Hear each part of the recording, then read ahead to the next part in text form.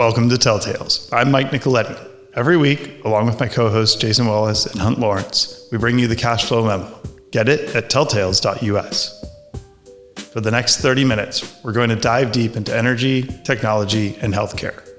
So download the memo now and get started. The following conversation is intended for informational purposes only. You should always do your own work to determine if an investment is suitable for you. Let's start in as we always do on these cities. I don't think they got too much done in Moscow, so we'll see in the next couple of days, but I think that's good for the price of oil. On natural gas, this weather vortex that extends into the middle of the country is very, very good news. Last Thursday, the price of natural gas had gotten up to $4.50 on the minimum, pretty well established at $4.20. It is a little worrisome. I have gas production being 108, gas production last week was 109, so that is worrisome. Now, the other worrisome thing about natural gas is that there is now publicity that LNG pricing in the $8 range isn't enough to cover natural gas at $4 plus $3 to process it, plus $1 to transport to Europe, so that you could have the arbitrage between gas prices in Europe and netbacks to the Gulf Coast, so that the LNG capacity that's being brought on just constitutes oversupply. Now, if progress wasn't made to get Russia to cooperate, some kind of a ceasefire in Ukraine, that's probably good, because that means there won't be Russian gas available in Europe, and that'll hold the price there higher. It'll hold the LNG price up. And in fact, what I am more concerned about is that this $4 gas price of 26 won't be sustainable because of higher dry gas production and possibly some negative arbitrage with gas prices in Europe. It's in today's macro age that I do think that we will get before December 15th some solution to using tax credits to extend subsidies for the 20 million or so people that will lose them as of January 1. Part of the 10 senators coming over to vote with the Republicans to have a shutdown was that they get a vote by December 15th. So that's something to watch. I do think that this administration will have steps if we look at, healthcare is a combination of Medicare and Medicaid. Is in the fiscal year we're in is $1.8 trillion, total spending of $7 trillion. Social Security is $1.6 trillion, interest is $1.1 trillion. If we could make some progress on that $1.8 trillion, that would be welcome. Once again, on this chart, the key is to start to get the deficit down and to try to stabilize the debt held by the public as a percentage of GDP, which was 79%, 2018, 81%. But then, of course, the spending in COVID ran it all the way up to 98. Then it's been flat there. The Biden administration last year, the Biden administration went up to 100. Hopefully will stabilize there. If the U.S. were able to stabilize, it probably would stand out as a comparison to Japan and China and the European Union. It's amusing to watch, but the European Union wants to cover their contribution to the Ukraine war by borrowing against $1.6 trillion of funds that belong to the Russian central bank that are pretty much lodged in Belgium. And the European Union, to do something like that, has to get all 27 countries on board. And Belgium has indicated it won't go along. So that means the European governments, to the extent that they want to pick up the support for Ukraine, are going to have to find other sources of revenue. And that is politically difficult. the Trump administration has taken the position that support for Ukraine, military gear and whatnot, has to come from European countries buying the military equipment from the U.S. and then having it shipped to Ukraine. So financing the war, assuming that these talks are not successful, financing the war or helping Ukraine with not only military gear, but financial help was falls to the European. You know, you have France where they can't seem to get the deficit down. You have a similar situation in the UK. You have some reluctance in Germany to overspend deficit spend to support military. So watching how that, especially if this latest effort to try to arrange a truce or a final peace or whatnot between Ukraine and Russia, that's not successful. It's really fascinating to see how the Europeans will figure out, having got one of them did not agree to collateralize the loan with these Russian central bank funds, which have started outside of Europe. Be very interesting to see how they go back and try to raise tax revenues or eliminate programs that make Europe to help Ukraine. Be really fascinating to look at over the next several months. Mike, Jason, anything else on the macro side? The only thing I'd say is keep an eye on tomorrow's Wall Street Journal. There's an interesting article about all the drug lords in Mexico that have been extradited to the U.S. and how they went to do that. I thought it was a really interesting article, and I think it'll be tomorrow's paper version, as it was in the feed late last night. Right. Jason, am I come up with a conservative enough view on the macro picture to keep you happy? Yes. Good. That we launch into our 10-minute piece of history and think where we are, but it's kind of up to Mike and Jason, but as I characterize where we are is the Google comeback or Alphabet comeback when the chat and language model became available. Everyone came to the consensus was that this would be a problem for Google's search monopoly. Google started to lag way behind the other tech companies in terms of how it's trading times cash flow or times earnings. And they've done more than catch up. Now it's kind of a horse race between NVIDIA and Apple and Google and Microsoft, which is the most valuable company. So with that as a lead in, Mike and Jason, two questions. In 10 minutes of coverage, how did it happen? Or how can you summarize within 10 minutes? And then the other question is, how vulnerable is the search monopoly to, I mean, we're still talking about 5 or 6 different language models. Are people overlooking the vulnerability of the search monopoly that Google doesn't judge or so on? Cool. Okay, let's do it. So if you ask most people, at least post the ChatGPT launch, who was the preeminent company in AI, Google was not going to reach your lips. It was generally ChatGPT, which is sort of funny because Google didn't just stumble upon AI in 2022. Google had been an AI company for at least a decade, if not longer.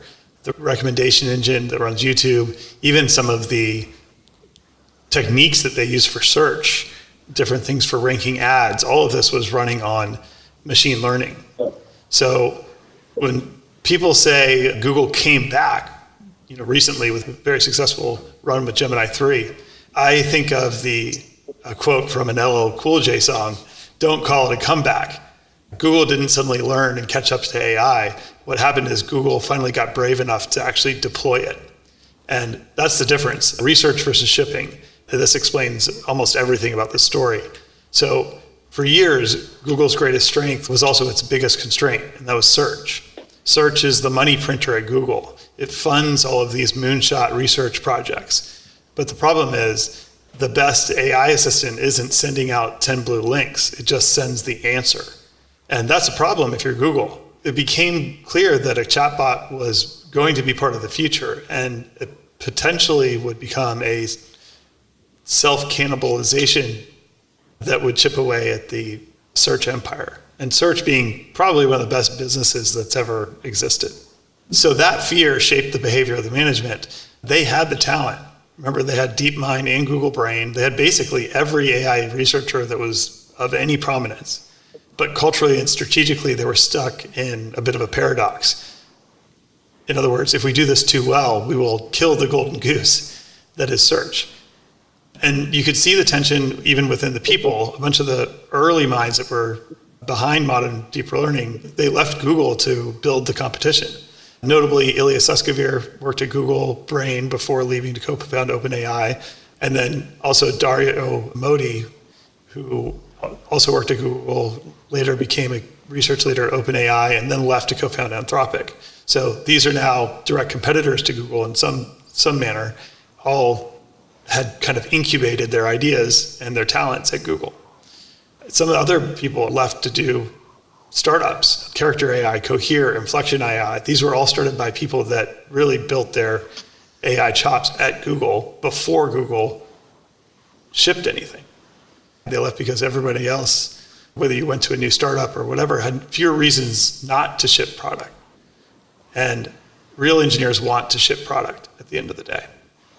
So in mid-2022, a Google engineer named Blake Lemon publicly claimed that Google's Lambda chatbot was sentient.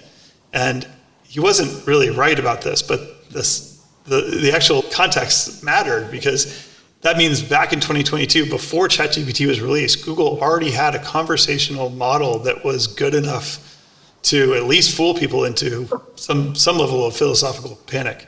And still, Google didn't release anything to the public, at least nothing of note. There was not the ChatGPT moment. That could have been Google's moment. Instead, it was OpenAI that dropped the hammer. ChatGPT was launched at the end of 2022, and usage went vertical faster than any product in internet history.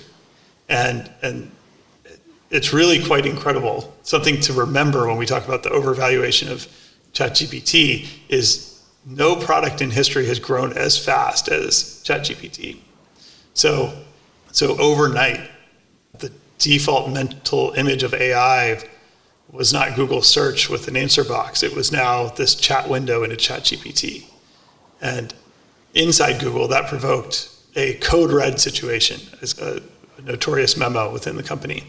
Because the threat wasn't abstract. It was no longer this thing that was in research. It was behavior change. And if users get trained to ask a chatbot instead of going to Google search, then Google's whole economic engine may wobble. So the way I see it is Google had two questions to figure out at once. The first one being, how do we not lose search? And the second one is, how do we take this AI technology and make products that are actually complementary to the assets we already own? So the first thing they led with was Bard, and Bard launched in 2023. You could say it had the unmistakable smell of a rush job. The demo notoriously even face-planted publicly with factual error, the kind of thing that Google was very careful about refusing to ship in the past. And it had another problem. It wasn't just competing with ChatGPT, it was actually competing with the idea that Google was going to be too cautious with their product releases and essentially be left behind the competition. So in the context of innings, Bard was a really rough first couple of innings, messy and uncertain and extremely painful for the company. By 2024, in February, they renamed it to Gemini, and establishing Gemini as this platform thing. It would interact with all the different parts of the Google ecosystem. But that too fell very quickly on its face, as very quickly some of the early image generation produced these overly diverse images. For example, you ask it for a picture of the British monarchy, and you might get an extremely diverse person, somebody that does not fit the image of what you're looking for. So it very quickly got labeled a woke AI. So in the big picture, I think that Sundar has done a really good job in spite of all of these public failures. The comeback really wasn't Bard, it wasn't Gemini, it was fixing their internal operating system.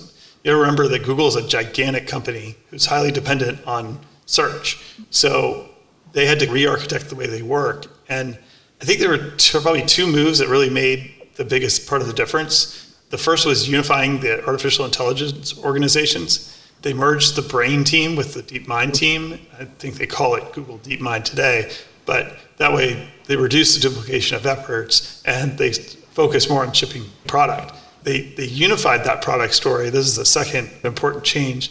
And so instead of releasing a confusing set of model names and overlapping product use cases, they focused on Gemini as being a platform under which you could do a bunch of different stuff. So this consolidation gave the company some focus and some direction. They moved faster and they got away from being too cautious. Another change at that same time was when all these failures were happening, was it Sergey or Larry or both of them? One of them decided to come back to start leading and contributing to the AI efforts. So I think that was probably a big part of the culture that turned around within the company too.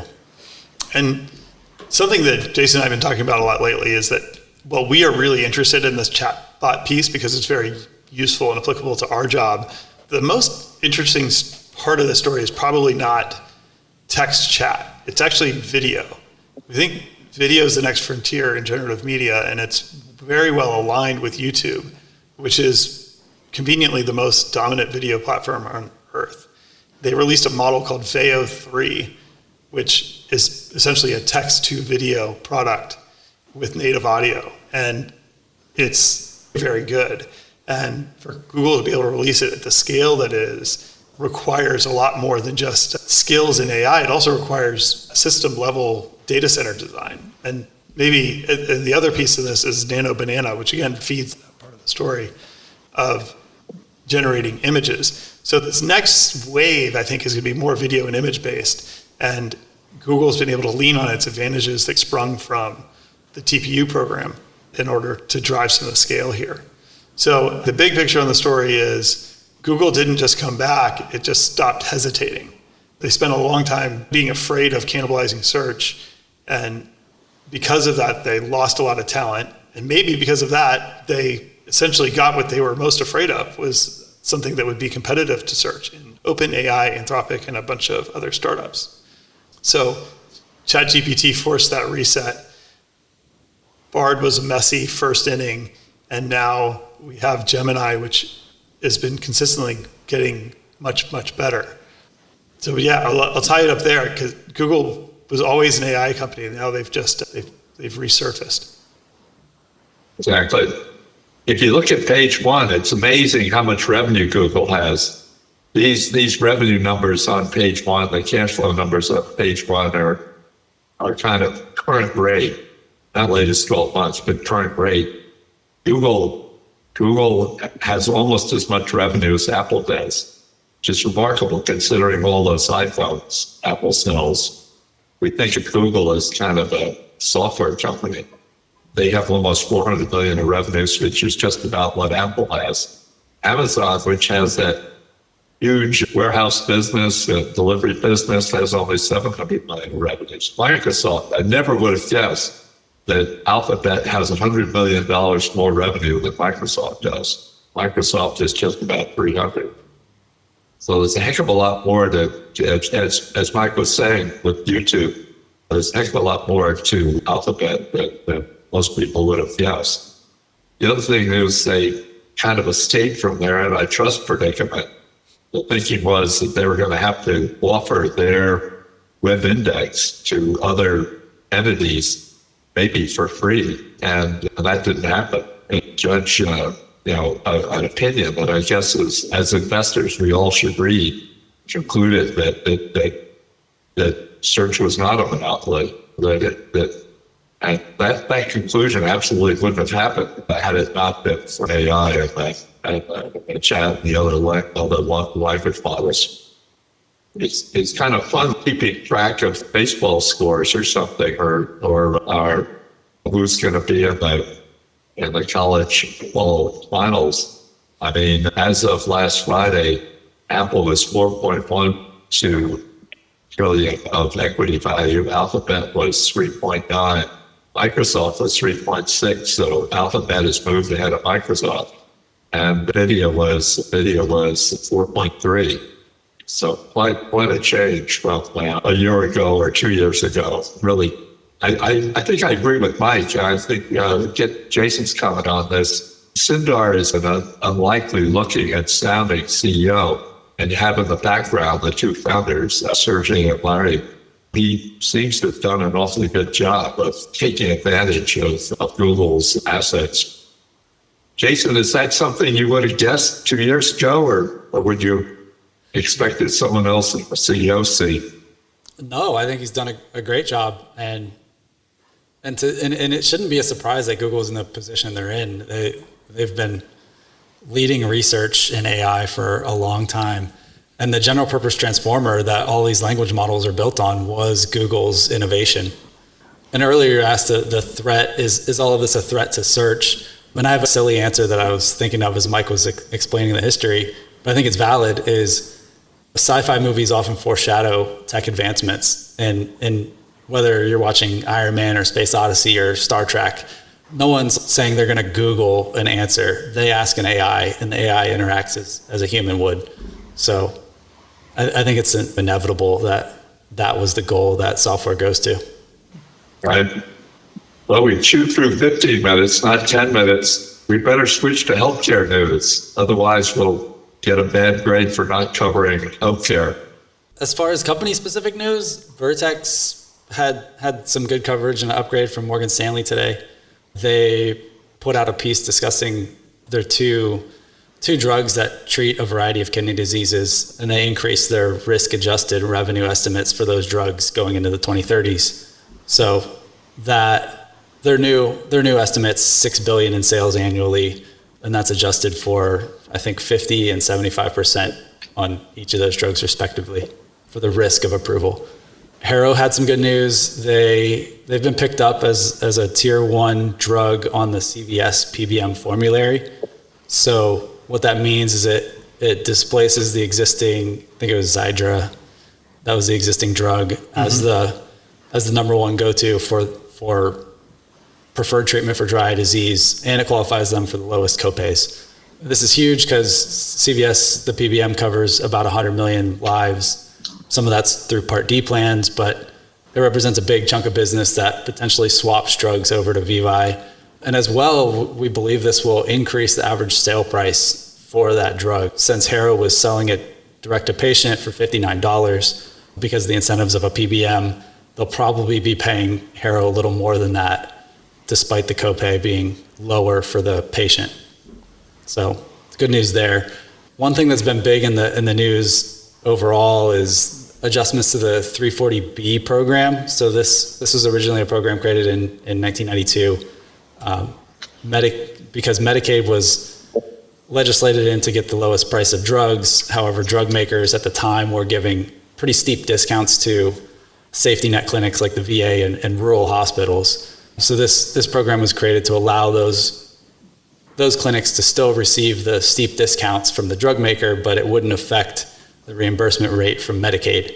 Over the years, that was expanded several times, and eventually the ACA expanded coverage to nearly every hospital in the nation. So what was once a safety net program now is being used as a cash cow for hospitals. They essentially buy drugs from the drug maker, force them to give them the 340B price, and then get reimbursement from Medicaid at full price. So they're just capturing the spread there.